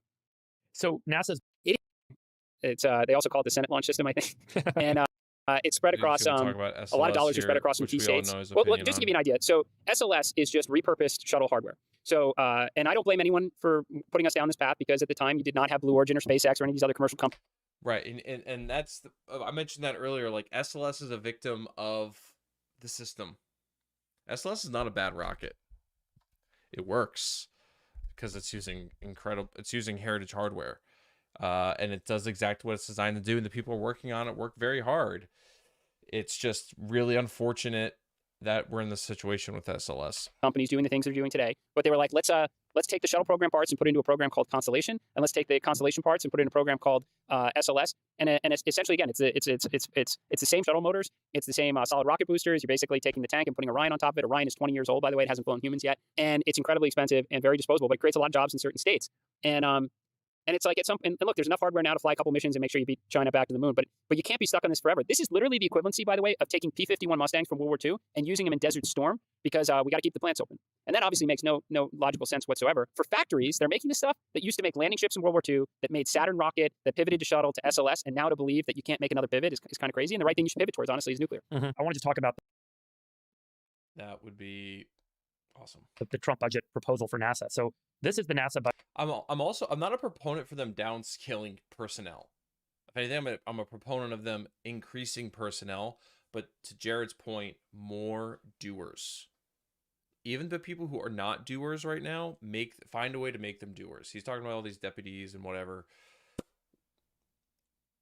Give them ownership of something and have them get into a more productive mindset and help them pull back this bureaucracy somehow, because it is too thick. So cutting people from the government is not the answer. It really is not the answer, because these agencies are massive and they have massive budgets and they have massive goals, and you need people to achieve that. So budget over the history of NASA.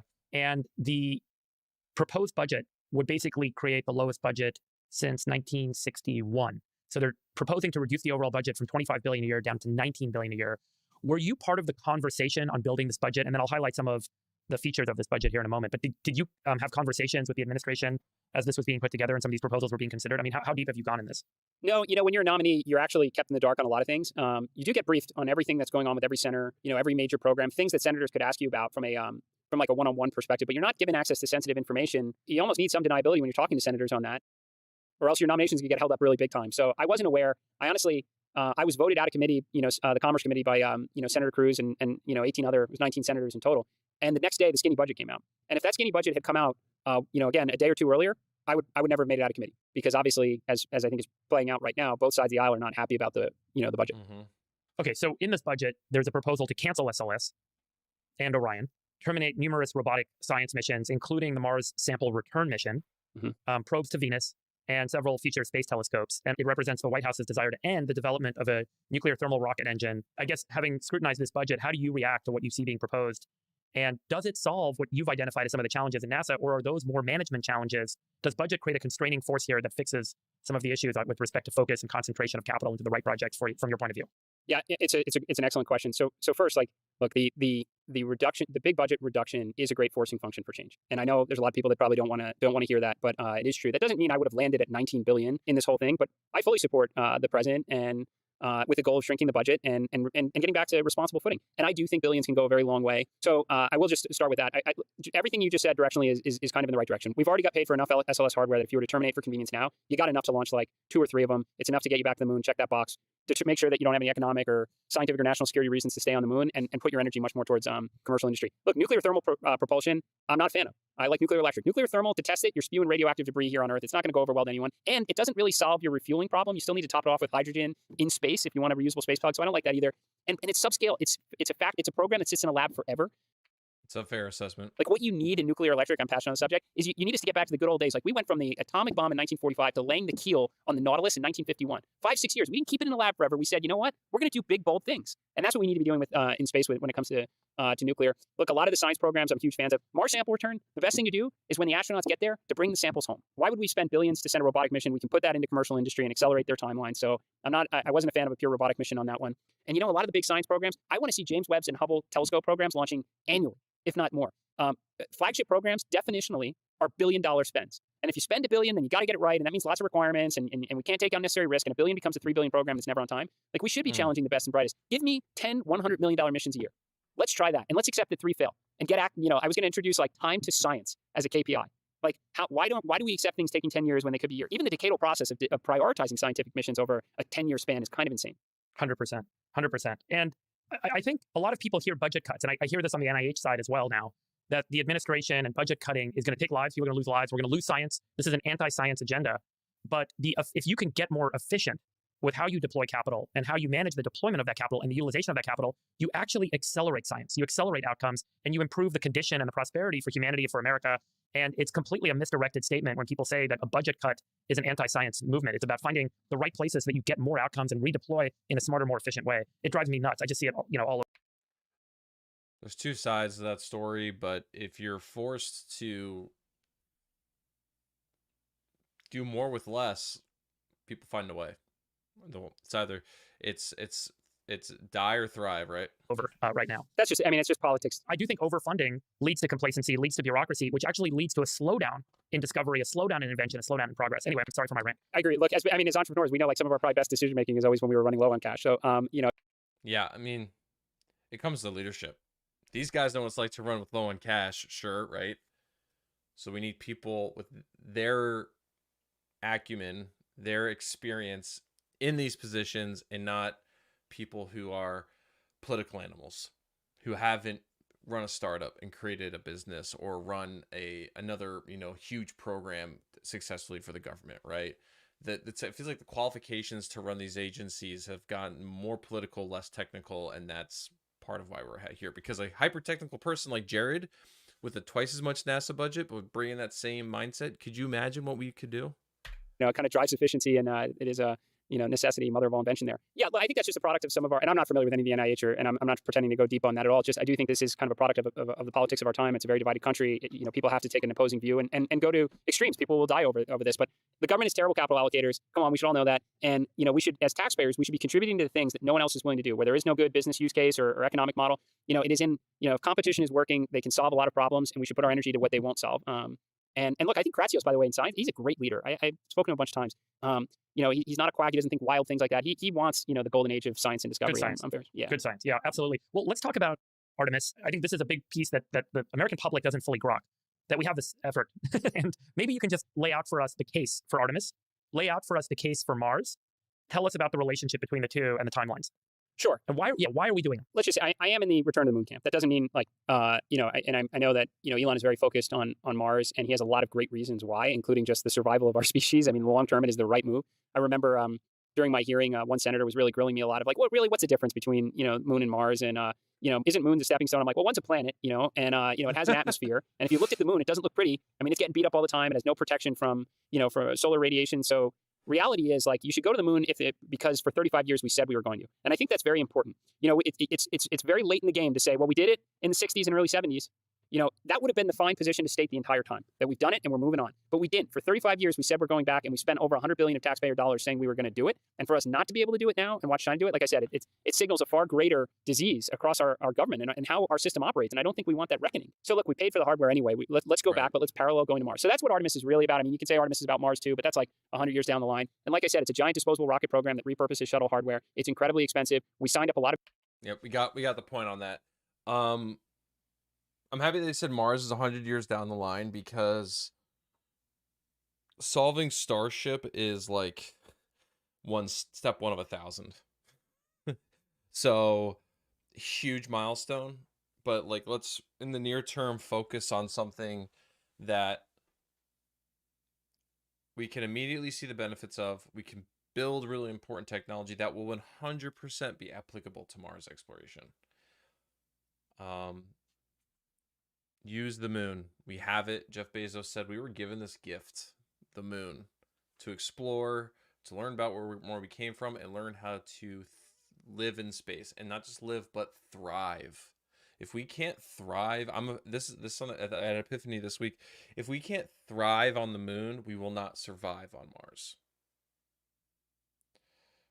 When you think about everything that's going to be required for survival on Mars, all the technology, the logistics, the scale, the scale that's going to be required of vehicles and flights, and we have so many logistical things we have to take care of on the ground in order to accommodate that.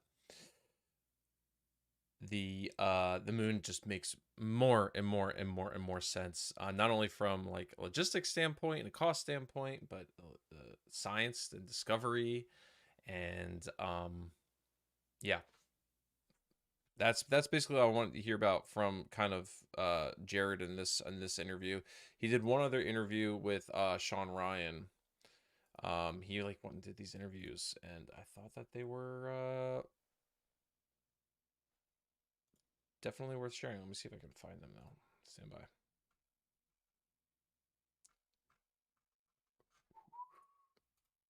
Well, I want to hear what y'all think. I think chat's been quiet for a little bit here. I want to hear what you guys think about his take on this. Is it sensible? Is it doable? Is he out of his mind? Luke, the moon is greatly underappreciated. A perfect place to learn and grow with a short transfer time and easy comms. Facts. He said using SLS was pushing Mars 100 years down the road. I'm sorry if I took that out, but I think either way. I mean, living on Mars, I don't know. I'm skeptical. I am skeptical. I'm optimistic though. So Jared was on Sean Ryan, talked a bit more about China, and China tends to come up a lot in these streams. And save with liberty. we're gonna watch the ad. If I'm gonna use his video, We stayed calm. we're gonna watch his ad. Pay for what you need. Liberty, liberty. There we go. Pay the How bills. do you think NASA? I mean, you had mentioned earlier that SpaceX shouldn't. So, make sure I go to the right.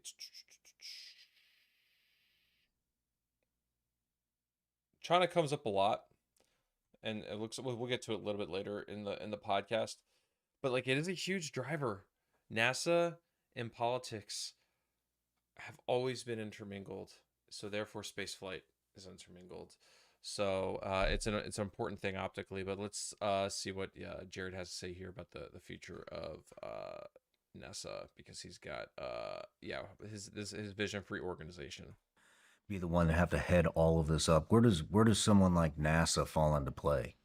Yeah, so it's a fantastic question, because of late, there's been this kind of like, do we even need NASA anymore? Of course we need NASA. Like NASA, a government agency, why are we all chipping in as taxpayers into an agency like NASA? Because you need NASA to do what no one else is capable of doing. Like what no organization, nonprofit, or company is capable of doing.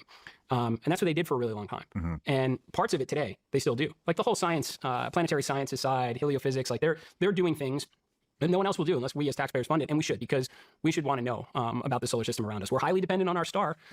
We should know as much as we can about that. Star can get angry at times, create solar storms. It's problematic for our way of life on here. We should study these things.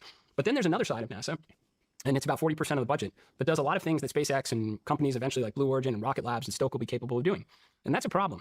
It's a problem when NASA's in the business of building rockets, and so is Blue Origin, and so is SpaceX. Because if you're doing what other people are doing, what's the draw? Why wouldn't you just go work at SpaceX and you get a bunch of stock that's going to be worth money, or go work at Blue Origin and get a bunch of stock that's going to be worth even more?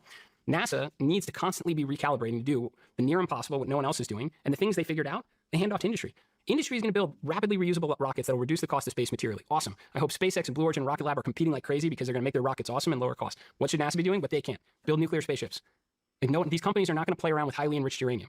They're never going to take the liability nor get the approvals to launch, nuclear reactors with highly enriched uranium in it. That's exactly what taxpayers should be funding NASA to do. And in doing so, it will help enable commercial industry to do what they want to do. So that's kind of the division of responsibilities, I think. Mm-hmm, mm-hmm. He's really big on nuclear, and he's not wrong. And it's kind of funny. The Commercial Crew Program is the perfect example. The Commercial Crew Program and the Commercial Resupply Program and there's one other program I'm drawing a blank on, but NASA leveraging their experience in spaceflight with the shuttle and the Apollo program, and taking that institutional knowledge and providing it to these private companies to create products that they can sell. And I'm fairly certain I heard it from Bridenstine, where it was NASA's role was to lay out the railroad tracks so that industry can ride on them. And that's it. The next thing is in the UFOs and extraterrestrial life. There's not much to say there. But China, he's got a few minutes here on China that I think are well worth listening. Because things can't get off the rails. But anyway, that's just kind of how I lived most of my life. I never had a reason to be actively involved in politics. A defense company, our service was in demand regardless of who was in office. And my fintech, my day job was just never really required any lobbying or whatnot. So never really, imagined it coming, although I always felt like I owed this country a great debt for living the American dream. So I would look for any opportunity I could to repay it. So anyway, back to that, late November, I got a text message from a retired four-star that I had known a little bit from my time at Draken, and said that, your name is being kind of passed around for a couple positions in the administration. And I was like, wow, that's awesome. I never really imagined, but yeah, I'd be honored to have a chance to serve. Then I had a missed call and then a text message. I was actually running in New York in Central Park. I had this number that wasn't in my phone, missed call. It was like, would you be interested in serving in DJT's administration? And I deleted it because I was like, if it was not a scam, someone that it would be like just a little bit more legit than this. And then I got. That's hilarious. You want to be a NASA administrator? No, that ain't real. Delete. Another text from the general was like, they're trying to get a hold of you. So the next thing was a call and a phone interview with Howard Lutnick, who's Secretary Lutnick now, a Commerce Secretary, and he was leading the president's transition. And so we had like an hour-long call, and he asked me if I was interested in the NASA job, and I said absolutely. And the next day, I was in Mar-a-Lago with an interview with the president, and shook my hand at the end of the meeting and said, "You got the job." What was it about you that they liked? I think that I was a political newcomer. So I know the name. I mean, they mentioned in the interview that some of the names that were being considered were kind of, in the system for a long time, and that we're looking to do things a little differently. I mean, I did come in with somewhat of a plan to talk about on what I thought were the important steps and a couple priorities that we needed to hone in on, and I guess those landed. Why do you think that your name was pulled? Democrats promised a temporary fix, but now billions in inflated Obamacare subsidies are lost to fraud, waste. I'm Why did gonna they pull you skip that right 'cause it's before politically confirmation? oriented. Yeah, I mean, I Seemed like a really good fit for the job. In fact, I've been reading a lot of your tweets, and I mean, everything seems on point, makes a lot of sense. I was a little frustrated, more than a little frustrated. Yeah, I don't think it had a whole lot to do with me. I think that there was a very widely covered falling out, between some pretty important people, and I became a good target, to kind of as a parting shot, I think, in that whole divorce. I mean, I wouldn't even call it really, speculation. I've, heard enough from enough folks of, how it all went down to understand. And I didn't take any of it personally, by the way. Like I knew what I was getting into, eyes wide open. There were risks of falling out and divorce, and where my connections weren't coming from SpaceX and such. So like I understood it all. I kind of falsely assumed that I would have an opportunity to kind of get in the job and have an opportunity to, kind of make my contributions and stand on my own. But prior to the confirmation, if there was going to be a big falling out, I probably should have anticipated I might be one of the ones taken out in it. What a shame, man. What a shame. So let's go into NASA. I mean, what?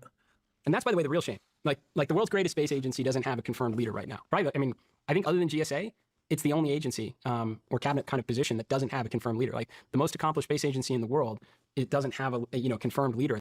And that's not new to this. The first Trump administration, it took over 400 days for Bridenstine to get appointed. So we're on a month 11 of this administration. We're tracking that. At this point, Secretary Duffy is the acting. I guess that's really the unfortunate part, right? I mean, space is the ultimate high ground. We have a competitor that's making incredible progress in that domain. So for something that didn't have to do with really job qualifications and whatnot, was probably more personal with other folks. That's like really the Also, Sean Ryan, do you think he likes booze and guns? Holy cow, look at that background.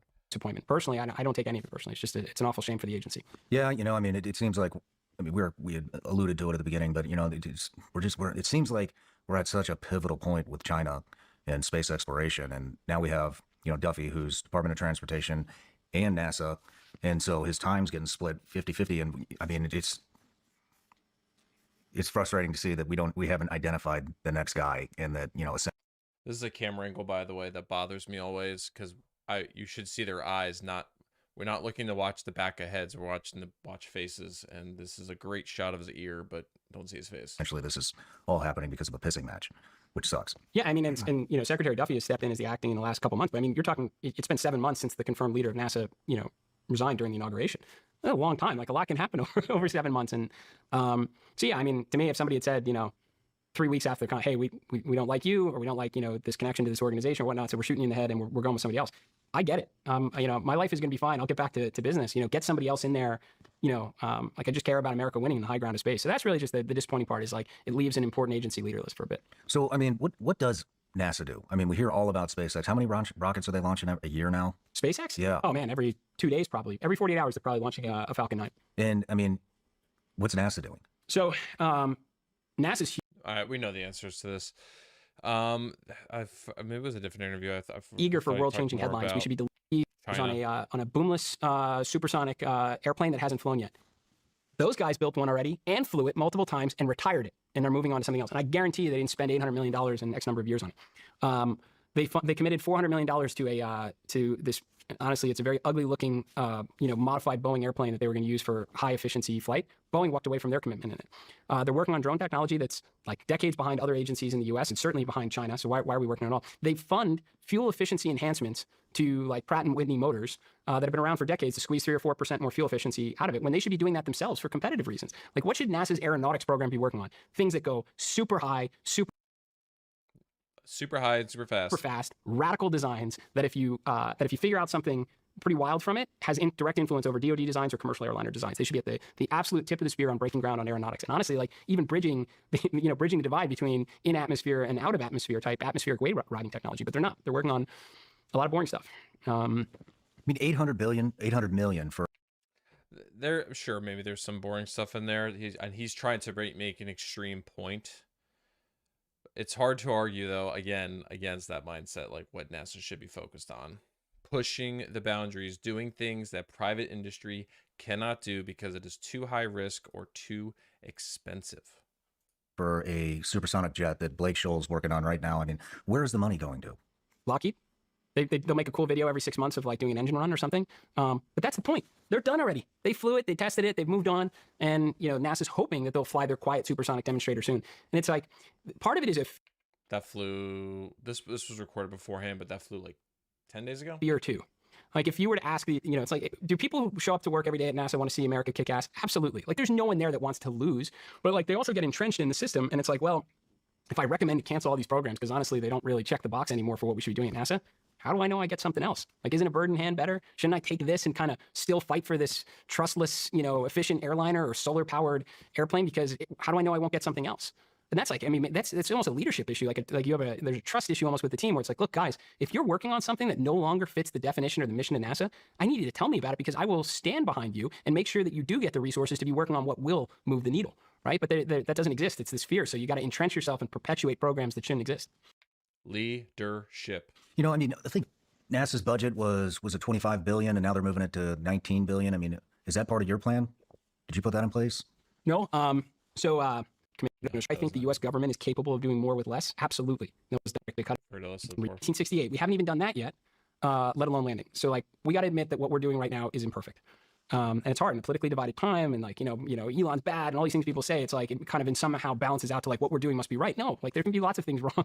And certainly there's a lot of things wrong at NASA and not unique to NASA. It's like government wide, but he said the E word. Got to reorganize. There's 50 different safety departments inside NASA. Doesn't mean safety isn't important, but if you have 50 different offices that all have the ability to say no, that's not a good thing necessarily. Like safety should build up logically. So one department has all the necessary information to make the right call. And honestly, we got to recalibrate that risk framework because like you're not going to explore the worlds beyond ours without taking some risks. This kind of trying to drive risk to zero is why telescopes that are supposed to cost $1 billion become $15 billion. Why missions that are supposed to take people back to the moon are taking 35 years and $100 billion. And we need cultures around ownership. We need accountability. We need, freaking more doers and less management. Everybody inside the agency has a deputy or a vice who has a chief of staff, who has a deputy chief of staff. I mean, departments with 6 people in it have a chief and a deputy chief. It's just, it's creating a hierarchy that serves the hierarchy instead of just like, look, we certainly need management and leadership, but we need to empower the best and brightest to get the damn mission done. So anyway, the step one is all reorganize, rebuild the culture. And then you move on to the priorities. America leads in the high ground of space, unlock the orbital economy, and accelerate the rate of world-changing discoveries. Those are the 3 things that NASA should be thinking about every single day. How would you have done those? So in terms of America leading in the high ground of space, with the investments that have already been made with SLS, return to the moon, do it as quickly as possible and determine why we need to be here. Is there any economic, scientific, or national security value of being here? If yes, then you rely on commercial industry, SpaceX, Blue Origin, Rocket Lab to get you to and from the moon at a frequency far greater than every couple of years, which is what the NASA $4.5 billion per launch disposable rocket cost. So you use SLS to get back to the moon, determine why you need to be there with any frequency, and then from there, you rely on commercial industry so it's actually affordable and repeatable and not in every couple of years of it. We actually have some breaking news, space related, that we should bring up here.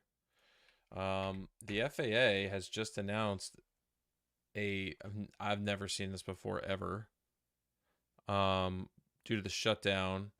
So there's a 10%, we've heard in the news, a 10% reduction of flights at 40 high traffic airports across the country. I think we can probably safely assume what some of those might be. But at the bottom here,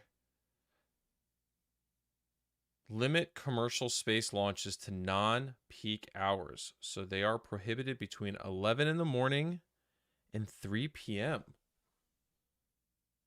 So because they're during the day, I guess their resources are thinned out. So rockets cannot fly.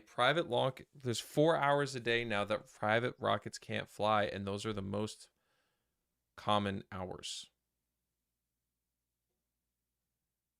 Breaking this, he put this tweet out right before we started streaming, so I didn't see this. Holy cow.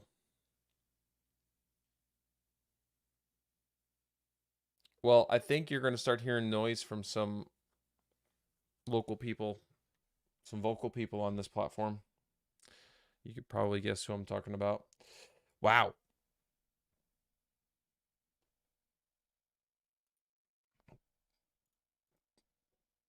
Wild. Never seen this before. During the day, Luke, is it prohibited during the day or night? 11 a.m. to 3 p.m. UTC. Oh, that's a good point. Good point. 11 a.m. UTC is 6 a.m. Eastern time. So that's 6 a.m. to 10 a.m. Eastern. No, it's 6 a.m. Yeah, to 10 a.m. Right?